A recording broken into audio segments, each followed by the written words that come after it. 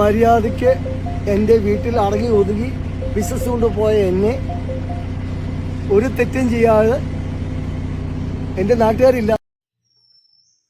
Hi friends, Richu's വ്ളോഗ്സിൻ്റെ മറ്റൊരു വീഡിയോയിലേക്ക് സ്വാഗതം. ഇന്ന് നമ്മൾ ചർച്ച ചെയ്യുന്നത് ഒലിവിയ വിഷയമാണ്.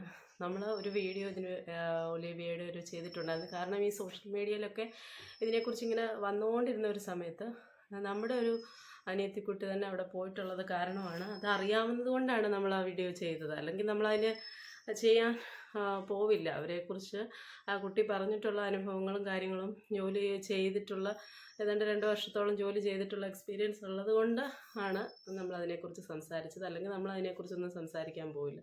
അതുപോലെ ഞാൻ ഒരുപാട് വീഡിയോസ് ചെയ്തിട്ടുള്ള എക്സ്പീരിയൻസ് ഉള്ള, അല്ലെങ്കിൽ ഒരുപാട് സബ്സ്ക്രൈബേഴ്സ് ഉള്ള, അല്ലെങ്കിൽ ഒരുപാട് വ്യൂവേഴ്സ് ഉള്ള ഒരു ചാനലൊന്നും അല്ല ചെയ്യുന്നത്. വെറുതെ ഒരു ചാനൽ തുടങ്ങി അതിൽ കുറച്ച് പേര് വല്ലപ്പോഴും ചിലപ്പോൾ 2-3 മാസം കൂടി ഇരിക്കുമ്പോൾ ചിലപ്പോൾ ഒരു കുക്കിംഗ് വീഡിയോയോ അല്ലെന്നുണ്ടെങ്കിൽ ഒരു ഡ്രസ്സ് തയ്ച്ച വീഡിയോയോ അങ്ങനെ എന്തെങ്കിലുമൊക്കെ ചെയ്യുന്നതെന്നല്ലാതെ ഒരു വീഡിയോ ഒന്നും ചെയ്ത് റീച്ച് കൂട്ടാനോ അങ്ങനെയുള്ള ഒരു കാര്യങ്ങളൊന്നും നമുക്കില്ല.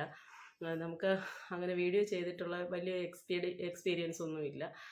വല്ലപ്പോഴും ഒരു വീഡിയോ ഇഷ്ടം തോന്നി ഇടുന്നു എന്നുള്ളതല്ലാതെ ഇതിങ്ങനെ ഒരു വലിയ വിഷയമായിട്ട് കത്തി പോയിക്കൊണ്ടിരുന്ന സമയത്ത് അവളുടെ ഒരു വോയിസ് ക്ലിപ്പ് കൂടെ ചേർത്തിട്ട് നമ്മൾ വെറുതെ ഒരു വീഡിയോ ചെയ്തു. അത് എല്ലാ കാര്യങ്ങളും കുറേ വീഡിയോസ് കണ്ട് മനസ്സിലാക്കിയിട്ടാണ് നമ്മളങ്ങനെ വീഡിയോസ് ചെയ്തത്. അത് അവർക്കെതിരായിട്ട് ഒന്നുമല്ല. ലേബർ നിയമങ്ങളുടെ ഒരു കാര്യങ്ങളൊന്നും പാലിക്കാതെ അവരിങ്ങനെ ഒരു കാര്യം ചെയ്തപ്പോൾ സാധാരണ ഒരു പൗരന് തോന്നുന്ന കാര്യമാണ് ഞാൻ സംസാരിച്ചിട്ടുള്ളത്. അല്ലാതെ അവർക്കെതിരെ ഒന്നും സംസാരിച്ചിട്ടില്ല. ഇപ്പോൾ തന്നെ ഇവരുടെ ആരെങ്കിലും അവരോട് കമ്മിറ്റ്മെൻറ്റ്സ് ഉള്ള, അല്ലെങ്കിൽ അവരിപ്പോൾ വെച്ചിട്ടുള്ള ആൾക്കാർ നമ്മുടെ വീഡിയോയ്ക്ക് താഴെ വന്ന് എന്താ ഒന്ന് വെച്ചിട്ട് പോതള്ളേ, അല്ലെങ്കിൽ നിങ്ങൾക്ക് വേറെ പണിയൊന്നുമില്ലേ, പൂത്ത് പിടിച്ച് കിടക്കുന്ന ചാനലിൽ കൂടെ നിങ്ങൾ ഇത് അങ്ങനെ ചെയ്യുകയാണോ ഇങ്ങനെ ചെയ്യുകയാണോ, അപ്പോഴേ നമുക്കറിയാം ഇത് ആരാണ് ചെയ്യിക്കുന്നതെന്ന് ചെയ്യുന്നതെന്നും ഒക്കെ. അപ്പോൾ ഈ തള്ളേന്ന് വിളിച്ചതുകൊണ്ട് നമ്മളെ മാനസികമായിട്ട് അങ്ങ് തളർത്താവുന്ന വല്ലതുമാണ് വിചാരമെങ്കിൽ അതൊന്നുമില്ല. കാരണം എല്ലാവരും തള്ളമാരാവും. ഈ കമൻ്റ് ഇടുന്നവരൊരു സ്ത്രീയാണെന്നുണ്ടെങ്കിൽ അവരും തള്ളയാവും. കാരണം ഒരു പ്രായം കഴിയുമ്പോൾ എല്ലാവരും തള്ളയാവത്തില്ല. അത് മാനസികമായിട്ട് തളർന്നു പോകുമെന്നാണ് വിചാരമെങ്കിൽ വെറുതെയാണ്. അപ്പോൾ അതുപോലെ ഇങ്ങനെയുള്ള കാര്യങ്ങൾ അവരുടെ പല ഇൻ്റർവ്യൂസിലും അവർ വന്നിരുന്ന് പറയുന്നുണ്ട്. അച്ചു മേഡം എന്ന് പറയുന്ന അവർ പറയുന്നുണ്ട്, അശ്വതി സിബി പറയുന്നുണ്ട്, ഞാൻ ആരെയെ വെച്ചിട്ടും ഒരു കമൻറ്റോ കാര്യങ്ങളോ ഒന്നും ഇടിയിപ്പിക്കുന്നില്ല. പക്ഷേ ഇവർക്ക് വ്യക്തമായിട്ട് കുറേ ആൾക്കാരുണ്ട്, അവരുടെ ജോലി ചെയ്യുന്ന കുട്ടികളാണെങ്കിലും ഒക്കെ അവരെ വെച്ച് ഓരോരുത്തരുടെയും വീഡിയോയ്ക്ക് താഴെ ബാഡ് കമൻസുകൾ, നെഗറ്റീവ് കമൻസുകൾ ഇടുന്നുണ്ട്. അവർക്ക് അനുകൂലമായിട്ട് പറയാത്തവരുടെ വീഡിയോസിനൊക്കെ താഴെ എല്ലാവരുടെയും വീഡിയോയ്ക്ക് താഴെ അവർ കമൻറ്റ് ചെയ്യുന്നുണ്ട്. അത് ഉറപ്പാണ്. കാരണം നമ്മൾ പലയിടത്തും കണ്ടിട്ടുണ്ടല്ലോ. പക്ഷെ അവർ പറയുന്നത് നല്ല രീതിയിൽ തന്നെ അവർ പറയുന്നത്, ഞാൻ അങ്ങനെ ഒരു കാര്യം എനിക്ക് വേണമെങ്കിൽ അങ്ങനെ ചെയ്യാം, പക്ഷെ ഞാൻ അങ്ങനെയുള്ള കാര്യങ്ങളൊന്നും ചെയ്യുന്നില്ല എന്നുള്ള രീതിയിലൊക്കെയാണ് അവർ പച്ചക്കള്ളം വന്നിരുന്ന് പറയുന്നത്. അതുപോലെ കഴിഞ്ഞ ദിവസത്തെ ഒരു വീഡിയോ കണ്ടപ്പോൾ നമുക്ക് എന്തായാലും ഇതിനെക്കുറിച്ച് സംസാരിക്കാതിരിക്കാൻ പറ്റത്തില്ല. കുറേ കുട്ടികളെ വെച്ചിട്ട് ജോലിക്കാർ അവരുടെ എക്സിക്യൂട്ടീവ്സിനെ വെച്ചിട്ട് ഒരുപാട് കാര്യങ്ങൾ കഴിഞ്ഞ ദിവസത്തെ ഒരു പ്രഹസനങ്ങൾ, അതായത് കൊച്ചു കുട്ടികളെ തുമ്പികളെ കൊണ്ട് കല്ലടിപ്പിക്കുന്നത് പോലുള്ള പ്രഹസനങ്ങളൊക്കെ ചെയ്യുന്നത് നമ്മൾ കണ്ടു. ഒലിവിയ ഡിസൈൻസിൻ്റെ മാനേജരെയും അവരുടെ അച്ചു മാഡത്തിനെയൊക്കെ ഇങ്ങനെ മാലയിട്ട് സ്വീകരിക്കുകയും ആ റോഡിൽ കൂടി ഇങ്ങനെ ഈ പാവം പിടിച്ച പിള്ളേരെ ഇങ്ങനെ നടത്തിക്കൊണ്ട് അവർ എഴുതി കൊടുത്ത മുദ്രാവാക്യങ്ങൾ വിളിപ്പിക്കുകയൊക്കെ ചെയ്യുന്ന വീഡിയോസ് നമ്മൾ കാണേണ്ടേ. ശരിക്കും പറഞ്ഞാൽ ഇവർ പറയുന്നു നാട്ടുകാർ അടൂരുള്ള ഫുൾ ആൾക്കാർ സപ്പോർട്ടാണെന്ന് പറയുന്നു, അല്ലെങ്കിൽ ഞങ്ങളുടെ കൂടെ നാട്ടുകാർ മൊത്തം ഉണ്ടെന്ന് പറയുന്നു. ആ റോഡിൽ കൂടി ആ പിള്ളേരെ നടത്തിക്കൊണ്ട് വരുന്ന സമയത്ത് ഒരു ഈച്ചയെ പോലും അവിടെ കാണാനില്ലായിരുന്നു. മറ്റൊരാൾ പുറത്തു നിന്നുള്ള ഒരാളായിട്ട്, അല്ലെങ്കിൽ നാട്ടുകാരെന്ന് പറയുന്ന ഒരാളായിട്ട് ഒരു ഈച്ചയെ പോലും അവിടെ കാണാനുണ്ടായിരുന്നില്ല. ആ റോഡിൽ കൂടി ഇങ്ങനെ പിള്ളേർ നടന്നു വരുന്ന സമയത്ത് അല്ലെങ്കിൽ അയൽവക്കക്കാർ, അല്ലെങ്കിൽ ആ റോഡ് സൈഡിലെ ആൾക്കാർ കാണില്ലേ, അല്ലെങ്കിൽ ഒരു സപ്പോർട്ടിനെന്ന് പറയാൻ മറ്റൊരു പുറത്തുനിന്നുള്ള ഒരാളെ കാണുന്നില്ല. അപ്പോൾ ഒരു യൂട്യൂബറിനെ വെച്ചിട്ട് അവരൊരു ഇൻ്റർവ്യൂ അവരെ വിളിപ്പിക്കാൻ വേണ്ടി വലിയൊരു ഇൻ്റർവ്യൂ ഒക്കെ അവരുടെ ഭയങ്കര ഹാപ്പിയാണ്, പിന്നെ അവരുടെ റൂമൊക്കെ സൂപ്പറാണ്, അതൊക്കെ ശരിയാണ്, ഇല്ലെന്ന് പറയുന്നില്ല. ലേബർ നിയമങ്ങൾ അനുസരിച്ചുള്ള ശമ്പളമോ അല്ലെങ്കിൽ ആ ഒരു രീതിയിലുള്ള കാര്യങ്ങളൊന്നും ചെയ്യുന്നില്ല എന്നുള്ളത് മാത്രമേ അവിടെ സംസാരിച്ചിട്ടുള്ളൂ. അതുപോലെ ഒരു വീഡിയോസും കഴിഞ്ഞ ഇൻ്റർവ്യൂവിൽ അച്ചു മാഡം അവർ സംസാരിക്കുന്നത് ഒരു ഇതിനെ സംബന്ധിച്ചുള്ള ഒരു വീഡിയോസും അവർ കാണാറില്ല.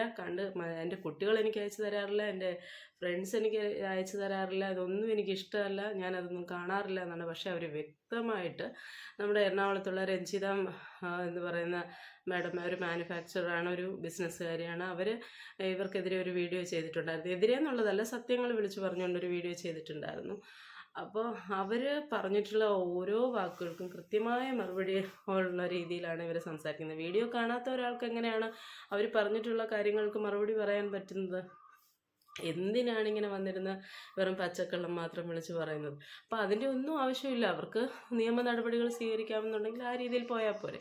ഇപ്പോൾ ഈ ഇറ്റ്സ് മീ കൺമണി എന്ന് പറയുന്ന ഒരു കുട്ടി ആ ഒരു വീഡിയോ ചെയ്തതെന്ന് പറഞ്ഞാൽ എൻ്റെ ഒരു നോട്ടത്തിൽ എനിക്ക് തോന്നുന്നത് അവരങ്ങനെ ഇവർക്കെതിരെ എന്നുള്ള രീതിയിൽ ചെയ്തെന്നുള്ള ഒരു കാര്യമല്ല. അവരൊരു വീഡിയോ ചെയ്തു, നിങ്ങളുടെ അഭിപ്രായം എന്താണ്? ചിലപ്പോൾ അതിന് അവർ നെഗറ്റീവ് പറയാനാണോ പോസിറ്റീവ് പറയാനാണോ എന്ന് പോലും ആ കുട്ടിക്ക് പോലും ശരിക്കും പറഞ്ഞാൽ ഒരു ഇതില്ലായിരുന്നു. അവരുടെ കൈ വിട്ടുപോയി. കാരണം ഈ ഒലിവിയ ഡിസൈൻസിൻ്റെ അവരുടെ ഒരു കമൻറ്റ് ബോക്സ് ഓഫ് ആയത് കാരണം അഭിപ്രായങ്ങൾ പറയുന്നവർക്ക് അഭിപ്രായം പറയാൻ പറ്റാത്തൊരവസ്ഥ വന്നപ്പോൾ ഈ ഒരു കാര്യത്തിൽ ഇവരുടെ ഒരു വീഡിയോ വന്നതിന് താഴെ നെഗറ്റീവ് കമൻസുകൾ നെഗറ്റീവ് പറയാനുള്ളവർക്ക് പറയാൻ പറ്റുന്ന ഒരു വേദിയായിട്ട് ഒരു അവസരമായിട്ട് എല്ലാവരും കരുതി നെഗറ്റീവ് കമൻസുകൾ വന്നുകൊണ്ടിരുന്നു.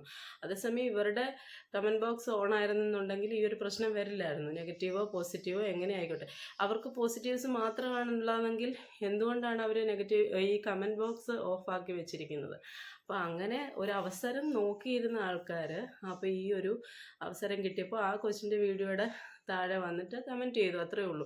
അത് ആ കുട്ടിയുടെയും കൈവിട്ടു പോയി. അവളും അത്രയും പ്രതീക്ഷിച്ച് കാണില്ല, ആ കുട്ടി അത്രയും പ്രതീക്ഷിച്ച് കാണത്തില്ല. പിന്നെ അതിനെ എല്ലാവരും ക്വസ്റ്റ്യൻ ചെയ്യാൻ തുടങ്ങി, എന്തുകൊണ്ട് കൺമണി പ്രതികരിക്കുന്നില്ല? ഇങ്ങനൊരു വീഡിയോ ഇട്ടു, എല്ലാവരും പ്രതികരിക്കുന്നു, ഇപ്പോൾ കൺമണി എന്തുകൊണ്ട് മിണ്ടാതിരിക്കുന്നു എന്ന് പറഞ്ഞിട്ട് വന്നപ്പോഴത്തേക്ക് അതിൻ്റെ ബാക്കിയായിട്ട് അത് അങ്ങ് നീണ്ടുപോയി. അതുപോലെ മറ്റ് യൂട്യൂബേഴ്സ് എല്ലാം ഇതൊരു ഇതാക്കി എടുക്കുകയും ചെയ്തപ്പോഴത്തേക്ക് കൈവിട്ടുപോയി എന്നുള്ളതാണ് ഞാൻ മനസ്സിലാക്കുന്നത്.